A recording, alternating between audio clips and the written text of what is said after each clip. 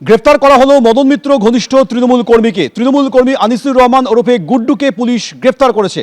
কথা বলবো, আমাদের প্রতিনিধি আবির দত্ত টেলিফোনে রয়েছে। আবির, কি অভিযোগে গ্রেফতার? দেখো, যেটা জানা যাচ্ছে যে এই যে আনিসুর রহমান ওরফে গুড্ডু রহমান, তাকে ইতিমধ্যে গ্রেফতার করা হয়েছে এবং তার বিরুদ্ধে একাধিক অভিযোগ বেলঘরিয়া থানায় পড়ে।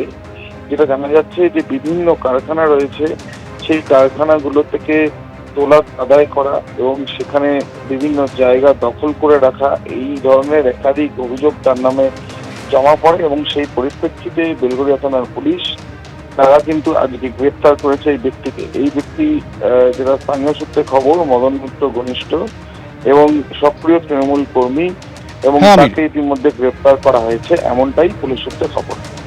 ধন্যবাদ আবির।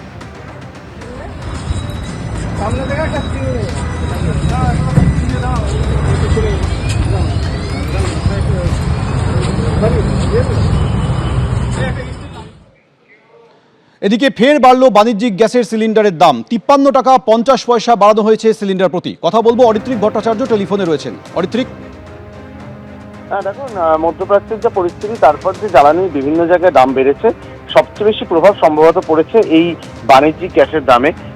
আগামীকাল মাসের প্রথম দিন এবং তার আগের দিনেই কিন্তু নতুন দাম সেটা রিভাইজড হয়ে আসে এবং যেটা দেখা যাচ্ছে যে বাড়িতে ব্যবহার করা গ্যাস সেটা এখনো অপরিবর্তিত 939 টাকাই রয়েছে, কিন্তু বাণিজ্যিক গ্যাসের দাম আরো 53 টাকা 50 পয়সা বাড়লো। এই মুহূর্তে তার দাম দাঁড়ালো 3255 টাকা 50 পয়সা। যেটা বলে রাখা দরকার যে এই বছরই কিন্তু এই গ্যাসের দাম 1800 টাকা 1600 টাকার ঘরেও ছিল জানুয়ারি মাসেও, সেই দাম কিন্তু হু করে বেড়েছে এবং সেটা বাড়ার পরে এই মুহূর্তে 3255 টাকা 55 পয়সা। তার ফলে যারা বাণিজ্যিক গ্যাস ব্যবহার করে ব্যবসা করেন তাদের কিন্তু অনেকটাই সমস্যা হবে, এটা কিন্তু ধরে নেওয়াই যায়। অরিত্রিক, ধন্যবাদ। টাকা আত্মসাতের অভিযোগে গ্রেফতার হয়েছেন দুই তৃণমূল নেতা। তারপরই তীব্র জনরোষের মুখে পড়লেন তাদের অনুগামীরা। কিল, চড়, ঘুষি, বেধড়ক মার, কিছুই বাদ গেল না। পূর্ব বর্ধমানের কাটোয়ায় ধৃতদের অনুগামীদের এভাবেই মারধর করলেন স্থানীয়দের একাংশ। শনিবার জেলা তৃণমূলের সাধারণ সম্পাদক দিগন্ত পালকে গ্রেফতার করে পুলিশ। স্থানীয়দের একাংশের অভিযোগ, কয়েকজন গ্রামবাসীর নামে ভুয়ো অ্যাকাউন্ট খুলে 100 দিনের প্রকল্পের টাকা আত্মসাৎ করেছেন তিনি। একই অভিযোগে রবিবার তৃণমূলের জেলা সম্পাদক বিশ্বনাথ সাহাকেও গ্রেফতার করেছে পুলিশ। এদিন তাদের কাটোয়া মহকুমা আদালতে তোলার সময় ওঠে চোর স্লোগান।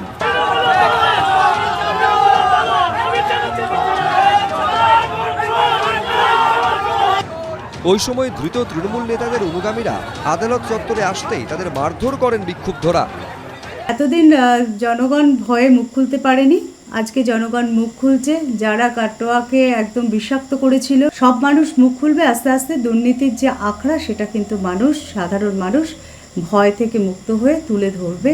পশ্চিমবাংলাতেই এরকম রাজনৈতিক প্রতিহিংসা বশত তৃণমূল কংগ্রেসের নেতৃস্থানীয় কর্মীদের গ্রেপ্তার করা হচ্ছে, মূলত রাজনৈতিক প্রতিহিংসা থেকে। পুলিশ সূত্রে দাবি, এই ঘটনায় অভিযোগপত্রে প্রাক্তন তৃণমূল বিধায়ক রবীন্দ্রনাথ চট্টোপাধ্যায় সহ আরও তৃণমূল নেতাদের নাম রয়েছে। অন্যদিকে দক্ষিণ 24 পরগনার ফ্রেজারগঞ্জ পঞ্চায়েতের তৃণমূল নেতা নজরুল মোল্লার বাড়ি থেকে উদ্ধার হলো বিপুল পরিমাণে ডিজেল। স্থানীয় বাসিন্দাদের একাংশের অভিযোগ, বেআইনিভাবে মজুত করা হচ্ছিল এইসব। 1000 লিটারের বাইরে অবৈধ তেল, যে তেলের কোনো ক্যাশ মেমো নেই। আমরা বিক্ষোভ দেখাচ্ছি প্রশাসনের কাছে, এই তেলকে ইমিডিয়েটলি উদ্ধার করতে হবে এবং ওই নজরুল ইসলামকে গ্রেফতার করতে হবে, এটা আমাদের মূল দাবি। শনিবার তৃণমূল নেতার বাড়ি ঘিরে বিক্ষোভ দেখাতে শুরু করলে ঘটনাস্থলে আসে ফ্রেজারগঞ্জ থানার পুলিশ। তল্লাশি চালিয়ে উদ্ধার করা হয় 48টি ডিজেল ভর্তি ব্যারেল। পুলিশ সূত্রে দাবি, সেই সময় বাড়িতে ছিলেন না অভিযুক্ত তৃণমূল নেতা, তবে গ্রেফতার করা হয় নজরুল মোল্লার দাদা আনারুল মোল্লাকে।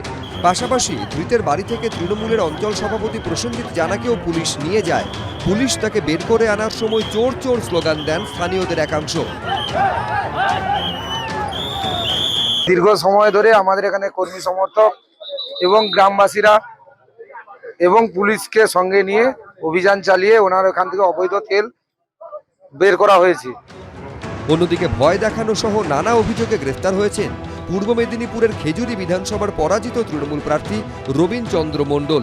বর্তমানে তিনি ভগবানপুর 1 নম্বর ব্লকের তৃণমূলের সভাপতি। তার বিরুদ্ধে অস্ত্র আইনে মামলা রুজু করেছে পুলিশ। রানা দাস, ঋত্বিক প্রধান, গৌতম মণ্ডল, এবিপি আনন্দ। এবিপি আনন্দ, এগিয়ে থাকে, এগিয়ে রাখে।